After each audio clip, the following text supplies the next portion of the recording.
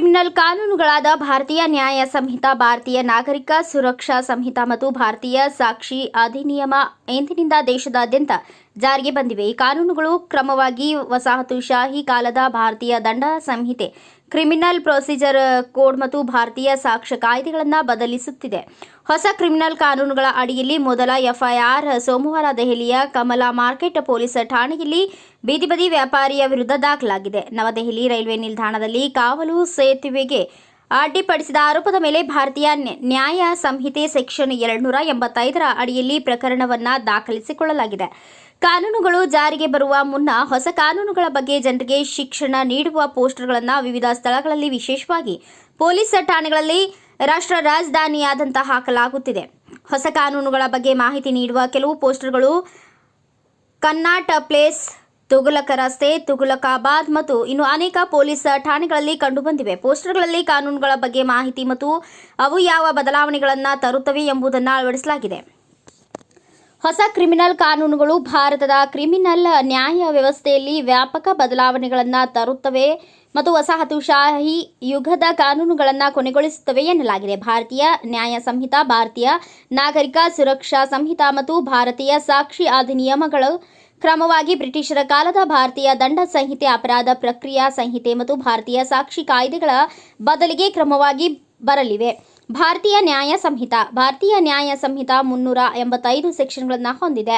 ಸಂಹಿತೆಯಲ್ಲಿ ಒಟ್ಟು 20 ಹೊಸ ಅಪರಾಧಗಳು ಸೇರ್ಪಡೆಯಾಗಿದ್ದು, 33 ಅಪರಾಧಗಳಿಗೆ ಜೈಲು ಶಿಕ್ಷೆಯನ್ನು ಹೆಚ್ಚಿಸಲಾಗಿದೆ, 83 ಅಪರಾಧಗಳಲ್ಲಿ ದಂಡದ ಮೊತ್ತವನ್ನು ಹೆಚ್ಚಿಸಲಾಗಿದೆ ಮತ್ತು 23 ಅಪರಾಧಗಳಲ್ಲಿ ಕಡ್ಡಾಯ ಕನಿಷ್ಠ ಶಿಕ್ಷೆಯನ್ನು ಪರಿಚಯಿಸಲಾಗಿದೆ.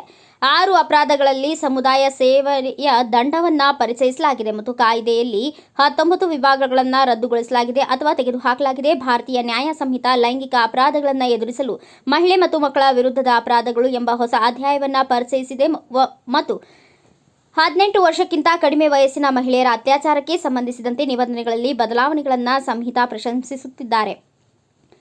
ಅಪ್ರಾಪ್ತ ವಯಸ್ಸಿನ ಮಹಿಳೆಯ ಸಾಮೂಹಿಕ ಅತ್ಯಾಚಾರಕ್ಕೆ ಸಂಬಂಧಿಸಿದಂತೆ ನಿಬಂಧನೆಗಳು, ಲೈಂಗಿಕ ಅಪರಾಧಗಳಿಂದ ಮಕ್ಕಳ ರಕ್ಷಣೆ ಕಾಯ್ದೆಗೆ ಅನುಗುಣವಾಗಿ 18 ವರ್ಷಕ್ಕಿಂತ ಕಡಿಮೆ ವಯಸ್ಸಿನ ಹುಡುಗಿಯರ ಪ್ರಕರಣದಲ್ಲಿ ಜೀವಾವಧಿ ಶಿಕ್ಷೆ ಅಥವಾ ಮರಣ ದಂಡನೆಗೆ ಅವಕಾಶ ಕಲ್ಪಿಸಲಾಗಿದೆ. ಸಾಮೂಹಿಕ ಅತ್ಯಾಚಾರದ ಎಲ್ಲ ಪ್ರಕರಣಗಳಲ್ಲಿ 20 ವರ್ಷಗಳ ಜೈಲು ಶಿಕ್ಷೆ, ಜೀವಾವಧಿ ಶಿಕ್ಷೆ ಮತ್ತು 18 ವರ್ಷಕ್ಕಿಂತ ಕಡಿಮೆ ವಯಸ್ಸಿನ ಮಹಿಳೆಯ ಸಾಮೂಹಿಕ ಅತ್ಯಾಚಾರದ ಹೊಸ ಅಪರಾಧ ವರ್ಗವನ್ನು ಸಂಹಿತಾದಲ್ಲಿ ನೀಡಲಾಗಿದೆ.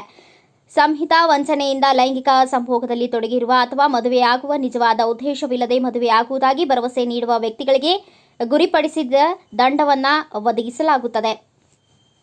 ಭಾರತೀಯ ನ್ಯಾಯ ಸಂಹಿತೆಯಲ್ಲಿ ಮೊದಲ ಬಾರಿಗೆ ಭಯೋತ್ಪಾದನೆಯನ್ನು ವ್ಯಾಖ್ಯಾನಿಸಲಾಗಿದೆ ಮತ್ತು ಅದನ್ನು ಶಿಕ್ಷಾರ್ಹ ಅಪರಾಧವನ್ನಾಗಿ ಮಾಡಲಾಗಿದೆ. ಭಾರತೀಯ ನ್ಯಾಯ ಸಂಹಿತಾ ಸೆಕ್ಷನ್ 113 ಯಾರು ಭಾರತದ ಏಕತೆ, ಸಮಗ್ರತೆ, ಸಾರ್ವಭೌಮತ್ವ, ಭದ್ರತೆ ಅಥವಾ ಆರ್ಥಿಕ ಭದ್ರತೆ ಅಥವಾ ಸಾರ್ವಭೌಮತ್ವಕ್ಕೆ ಅಪಾಯವನ್ನು ಉಂಟುಮಾಡುವ ಉದ್ದೇಶದಿಂದಾಗಿ ಅಥವಾ ಸಾರ್ವಜನಿಕರಲ್ಲಿ ಭಯೋತ್ಪಾದನೆಯನ್ನು ಉಂಟುಮಾಡುವ ಅಥವಾ ಹರಡುವ ಉದ್ದೇಶದಿಂದ ಉಲ್ಲೇಖಿಸುತ್ತದೆ. ಭಾರತದಲ್ಲಿ ಅಥವಾ ಯಾವುದೇ ವಿದೇಶದಲ್ಲಿ ಸಾರ್ವಜನಿಕರ ಯಾವುದೇ ವಿಭಾಗವು ಬಾಂಬ್ಗಳು, ಡೈನಮೈಟ್ಗಳು, ಸ್ಫೋಟಕ ವಸ್ತುಗಳು, ವಿಷಕಾರಿ ಅನಿಲಗಳು, ಪರಮಾಣುಗಳನ್ನು ಬಳಸಿ ಯಾವುದೇ ವ್ಯಕ್ತಿ ಅಥವಾ ವ್ಯಕ್ತಿಗಳಿಗೆ ಸಾವು, ಆಸ್ತಿ ಹಾನಿ ಅಥವಾ ಕರೆನ್ಸಿ ತಯಾರಿಕೆ ಅಥವಾ ಕಳ್ಳ ಸಾಗಾಣಿಕೆ ಮಾಡುವ ಉದ್ದೇಶದಿಂದ ಯಾವುದೇ ಕೃತ್ಯವನ್ನು ಮಾಡುತ್ತಾರೆ, ಅದರಿಂದ ಅವನು ಭಯೋತ್ಪಾದಕ ಕೃತ್ಯಗಳನ್ನು ಮಾಡುತ್ತಾನೆ, ಅದಕ್ಕೆ ಅನ್ವಯಿಸುತ್ತದೆ.